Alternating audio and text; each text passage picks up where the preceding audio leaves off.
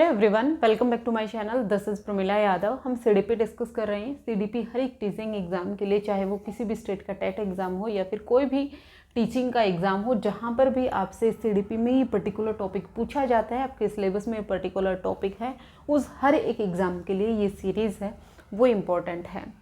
हम बात कर रहे थे स्पेसिफिक लर्निंग डिसेबिलिटी की। लास्ट क्लास में हमने जनरल लर्निंग डिसेबिलिटी डिस्कस की थी, जिसमें हमने एमआर की बात की थी यानी मेंटल रिटार्डेशन की बात की थी, आईडीडी की बात की थी यानी इंटेलेक्चुअल डेवलपमेंट डिसऑर्डर की बात की थी। हमने देखा था जो बच्चे एमआर या आईडीडी की कैटेगरी में आएंगे उनका जो आईक्यू लेवल है वो 70 से बिलो होता है, यानी 70 से नीचे जिसका भी इंटेलिजेंस क्वोशिएंट होगा वो बच्चे एमआर की कैटेगरी में आएंगे। उन बच्चों में जनरल लर्निंग डिसेबिलिटी पाई जाती है, मतलब वो हर एक क्षेत्र में ही पिछड़े हुए होते हैं। अब हम बात करते हैं specific learning disability. Specific learning disability का आईक्यू से कोई भी लेना देना नहीं होता है, यानी जो नॉर्मल बच्चे हैं उनमें भी स्पेसिफिक लर्निंग डिसेबिलिटी पाई जा सकती है।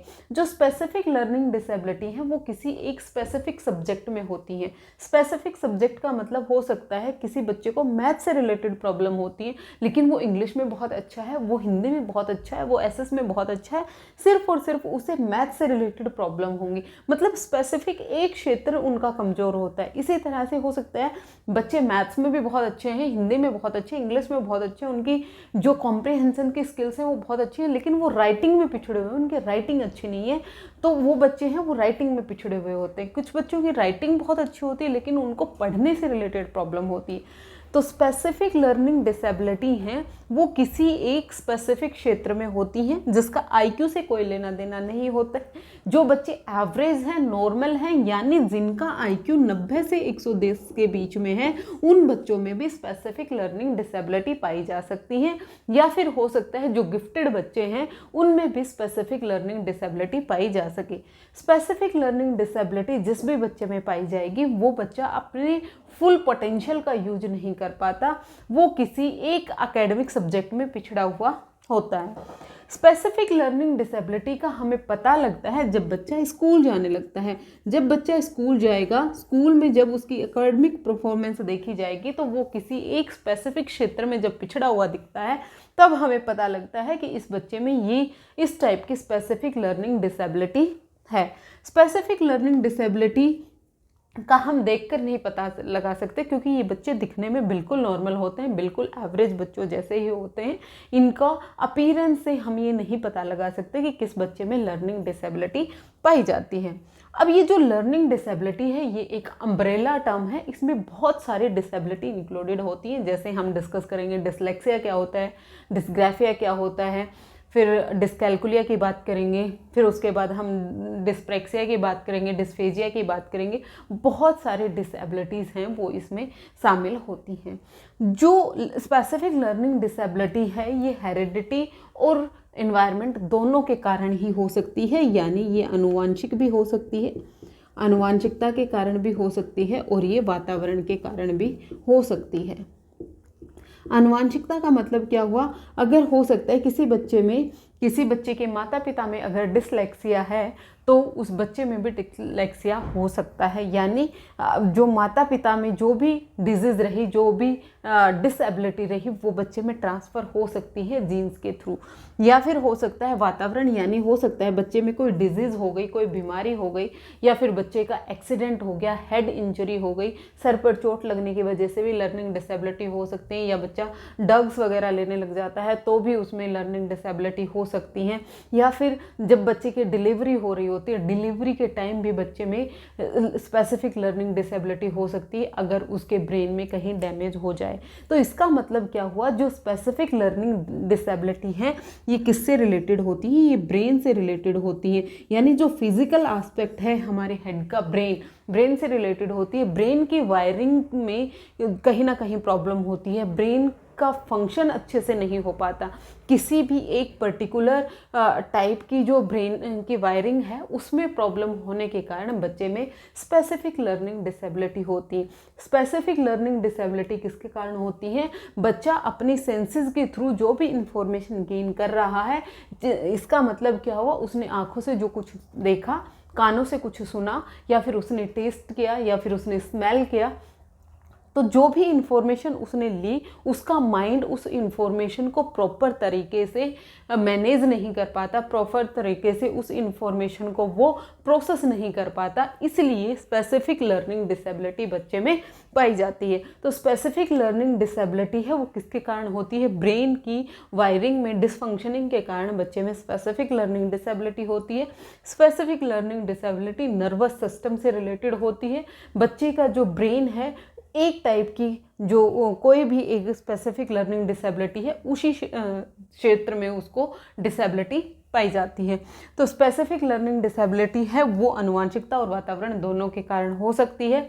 इसका पता कैसे लगता है? जब बच्चा स्कूल जाता है, लगभग 8 साल के जो बच्चे होते हैं 8 साल तक बच्चे में स्पेसिफिक लर्निंग डिसेबिलिटी आइडेंटिफाई कर सकते हैं। स्पेसिफिक लर्निंग डिसेबिलिटी जिस भी बच्चे में होगी, बच्चा अपना पोटेंशियल, जितना पोटेंशियल बच्चे में है वो अपना फुल पोटेंशियल का यूज नहीं कर पाता, वो स्ट्रेस एंजाइटी का शिकार हो जाता है, क्योंकि उसे किसी एक स्पेसिफिक क्षेत्र में जब वो पिछड़ा रहेगा तो वो बाकी लोगों के साथ जब अपने आप को कंपेयर करेगा, ये नॉर्मल होता है, बिल्कुल नॉर्मल होता है। स्कूल एज के बच्चे या फिर बड़े भी अपने आप को दूसरों के साथ कंपेयर करते हैं। जब वो अपने आप को दूसरों के साथ कंपेयर करेंगे और अपने आप को वो कहीं ना कहीं पिछड़ा हुआ मानते हैं, तो इसके कारण वो स्ट्रेस और एंजाइटी डिप्रेशन में चले जाते हैं।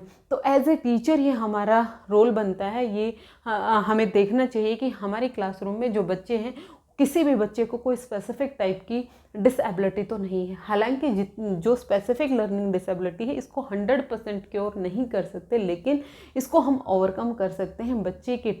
बच्चे को सेंटर में माने, लर्नर सेंटर्ड अगर हम एजुकेशन पे जाएंगे, बच्चे को सेंटर में मानकर बच्चे के अकॉर्डिंग TLM का यूज करेंगे, यानी टीचिंग लर्निंग मटेरियल्स का यूज करेंगे, तो हम बच्चे की जो स्पेसिफिक लर्निंग डिसेबिलिटी है उसको ओवरकम कर सकते हैं। अब हम बात करते हैं स्पेसिफिक लर्निंग डिसेबिलिटी में सबसे पहले आता है डिसलेक्सिया बहुत बार एग्जाम में पूछा गया, सबसे इम्पोर्टेंट है। डिसलेक्सिया स्पेसिफिक लर्निंग डिसेबिलिटी है, ये बच्चे में किस चीज़ से रिलेटेड होती है? तो ये रीडिंग से रिलेटेड होती है। किससे रिलेटेड होती है? रीडिंग से रिलेटेड होती है, यानी पढ़ने से रिलेटेड जो भी बच्चे में अक्षमता होती है, डिसेबिलिटी होती है, वो डिसलेक्सिया होती है। यहाँ पर बच्चे वर्ड्स के रिकॉग्नाइजेशन में फेल हो जाते हैं, वो वर्ड्स को रिकॉग्नाइज नहीं कर पाते। इसका मतलब अगर कुछ लिखा हुआ है तो बच्चे ये आइडेंटिफाई नहीं कर पाते कि ये बी है, या तो वो बिल्कुल ही लेटर्स को आइडेंटिफाई नहीं कर पाते, या फिर अगर वो लेटर को आइडेंटिफाई कर पाते हैं तो वो कंफ्यूज हो जाते हैं, यानी वो बी को तो डी रीड कर देंगे और डी को वो बी कर देंगे, डब्ल्यू को वो एम करेंगे, एम को वो डब्ल्यू करेंगे, आई को वो एल बता देंगे और एल को वो आई बता देंगे। मतलब यहाँ पर जो लेटर्स लिखे हैं उनका रिकॉग्नाइजेशन में बच्चे को प्रॉब्लम होती है। जब बच्चा वर्ड्स को ही रिकॉग्नाइज नहीं कर पाएगा तो वो उसकी लर्निंग डिसेबिलिटी यानी रीडिंग से रिलेटेड एक प्रॉब्लम क्रिएट करेगा, जिसको हम कहते हैं डिसलेक्सिया। यहाँ पर बच्चे को आप रिवर्स लेटर लिख के देते हैं, यानी आपने आर कुछ इस तरह का बना दिया तो बच्चा इसको सही आर नहीं बना पाएगा। रिवर्स ऑर्डर में लिखे हुए लेटर्स को भी ये सही रिकॉग्नाइज नहीं कर पाएगा, सही तरीके से नहीं लिख पाएगा। यहाँ पर बच्चे को मिरर इमेज बनाने में भी प्रॉब्लम होती है। मिरर इमेज आप बच्चे से बनवाएंगे, अगर आप बच्चे को मिरर इमेज बनवाएंगे, जैसे आपने ये लिख दिया आर या फिर आप सीधा आर लिख दें, बच्चा मिरर इमेज इस तरह की नहीं बना पाता। यहाँ पर बच्चे को पढ़ने से रिलेटेड प्रॉब्लम होती है। अगर आप बच्चे को कुछ भी पढ़ने के लिए देंगे तो बच्चा पढ़ नहीं पाएगा, पढ़ेगा तो भी वो बहुत धीरे धीरे पढ़ेगा, तो ये बच्चे की लर्निंग है उसको प्रभावित करता है। सबसे इम्पॉर्टेंट है, याद रखना है, डिसलेक्सिया है वो किससे रिलेटेड होता है? रीडिंग से रिलेटेड होता है। पढ़ने से रिलेटेड जो अक्षमता होती है बच्चे की वो डिसलेक्सिया कहलाती है। फिर उसके बाद हम दूसरी टाइप की लर्निंग डिसेबिलिटी की बात करें, जिसको हम कहेंगे डिसग्राफिया। डिसग्राफिया, ग्राफ का मतलब किससे होगा? राइटिंग से होगा। राइटिंग यानी लिखने से रिलेटेड जो भी प्रॉब्लम होगी बच्चे में उसको हम क्या कहेंगे? डिसग्राफिया कहेंगे। यहाँ पर बच्चे को कॉम्प्रिहेंशन करने में, समझने में कोई भी प्रॉब्लम नहीं होती। बच्चे की जो इंटेलिजेंस है वो कम नहीं होती है, लेकिन सिर्फ और सिर्फ बच्चे को अपनी जो बात है वो लिखकर नहीं बतानी आती। अगर वो लिखेंगे तो भी उनको लिखने की जो राइटिंग है उसकी वो इतनी बेकार होती है कि वो पढ़ने लायक भी नहीं होती है। तो जो डिस्ग्राफिया है ये राइटिंग से रिलेटेड है। बच्चे अपने विचारों को, अपने थॉट को लिखकर अच्छे से एक्सप्रेस नहीं कर पाते हैं। वो अपनी जो फिंगर की मसल्स हैं उनका अच्छे से यूज नहीं कर पाते हैं। तो राइटिंग में प्रॉब्लम के साथ साथ यहाँ पर बच्चे को ड्राइंग में भी प्रॉब्लम होगी। यहाँ पर बच्चे क्या करता है, जो भी उसके पास नॉलेज है, जो भी उसके पास फैक्ट्स हैं, जो भी उसकी अंडरस्टैंडिंग है, उसको वो लिख कर नहीं बता पाता। बोलकर वो बहुत अच्छे से बता देगा, लेकिन लिखने में प्रॉब्लम होती है। इस स्पेसिफिक टाइप की जो लर्निंग डिसेबिलिटी है इसको हम कहते हैं डिस्ग्राफिया। तीसरी आती है डिसकैलकुलिया।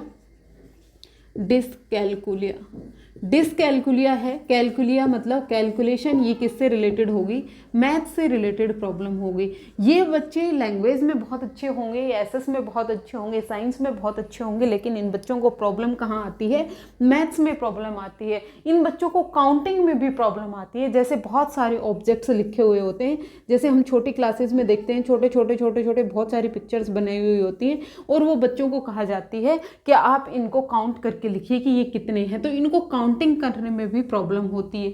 जो भी मैथ्स के साइन है, यानी प्लस है, माइनस है, मल्टीप्लाई है, डिवीज़न है, ये भी ऑपरेशन लगाने में इन बच्चों को प्रॉब्लम होती है। जैसे आपने 3 लिख दिया, यहाँ पे ब्लैंक्स लिख दिया, यहाँ पर 4 = 12, तो ये बच्चे ये नहीं बता पाएंगे कि यहाँ पर जो ऑपरेशन यूज होगा वो मल्टीप्लाई का ऑपरेशन यूज होता है। मतलब इनको कैलकुलेशन से रिलेटेड प्रॉब्लम होंगी। जिन बच्चों को मैथ से रिलेटेड प्रॉब्लम होगी उसको हम क्या कहेंगे, डिसकैलकुलिया कहेंगे।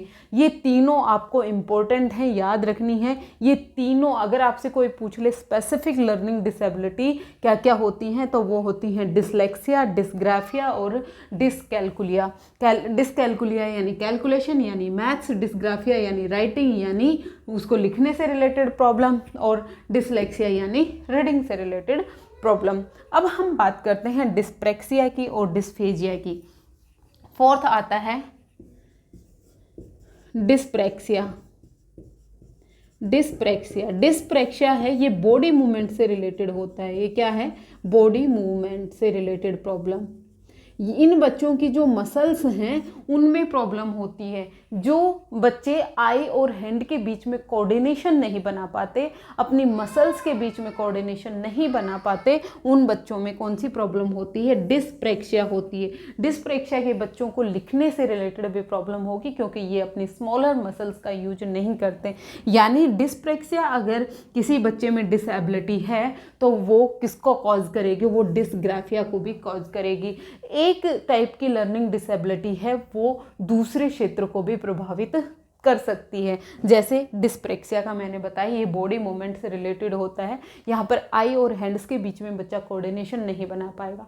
जब बच्चा आई और हैंड के बीच में कोऑर्डिनेशन नहीं बना पाएगा तो वो राइटिंग अच्छे से नहीं कर पाएगा, लिख अच्छे से नहीं पाएगा। ये बच्चे स्पोर्ट्स में भी बहुत पिछड़ जाते हैं।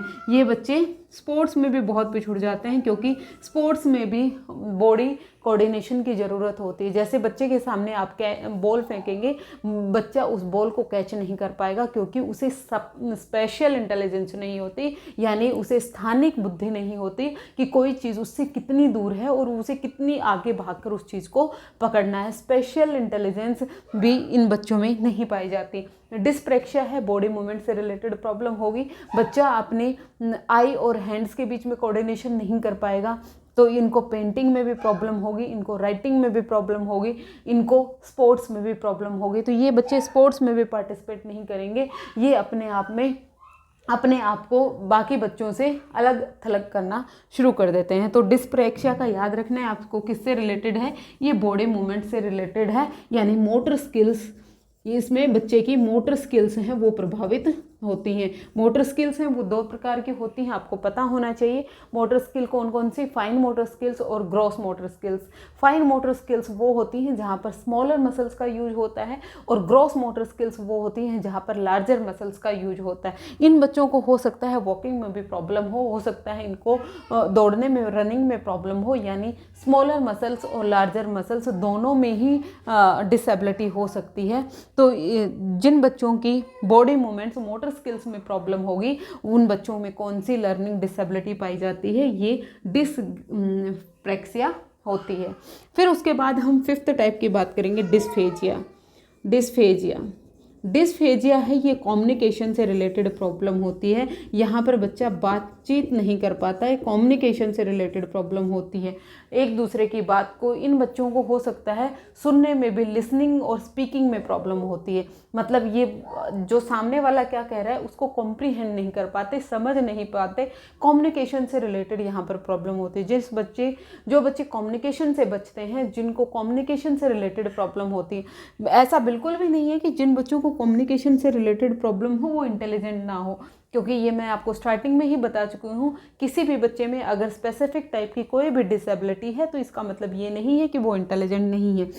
ये बच्चे, इन बच्चों की वोकैब भी बहुत अच्छी हो सकती है, बस ये बातचीत करने में हिचकिचाते हैं, ये सोशल इंटरेक्शन नहीं करते हैं। जिन बच्चों को सोशल इंटरेक्शन और कम्युनिकेशन से रिलेटेड प्रॉब्लम होगी तो उन बच्चों में कौन सी डिजीज़ होती है, डिस्फेजिया होती है। फिर उसके बाद हम बात करते हैं ADHD की। ADHD की फुल फॉर्म कई बार पूछी गई है। ADHD क्या होता है, अटेंशन डेफिसिट